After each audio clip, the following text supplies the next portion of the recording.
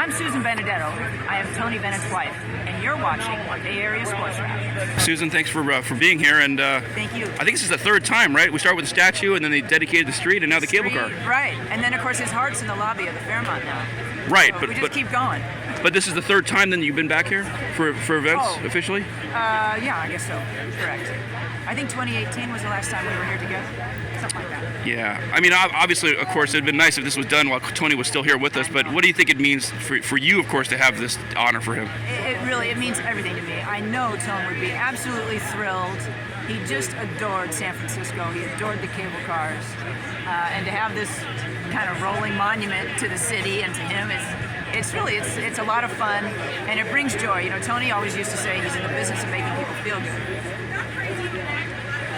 And that's what the cable cars do. Right. You know, so it's lovely.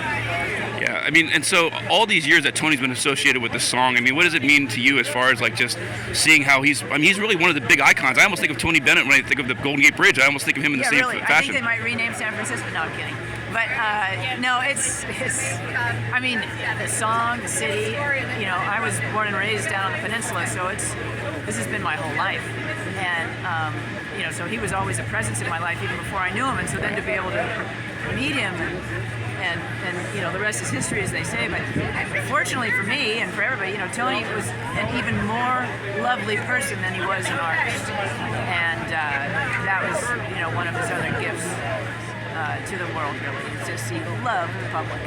Yeah, could you talk about his artwork a little bit? I know that he's really good at it. He's made some great pieces. He painted for as long as he sang, and up until the very end, or close to it, he painted every day of his life, and it was a great, you know, dichotomy. The singing, of course, is very public, and then he would take a break and he would paint, and then have that solitary, you know, that give him that balance in his life.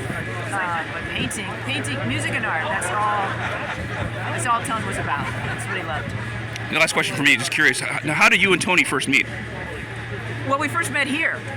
You know, I had been a fan since I was a little kid, and I had gotten to know him, and I knew friends of his. So he was in town doing a date at the Masonic Auditorium right over here, and I just wanted to come see his show.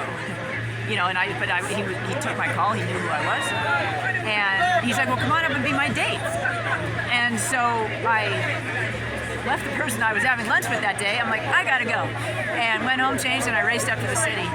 And I didn't realize until that night that Tony really meant he wanted me to be his date, and it went from there.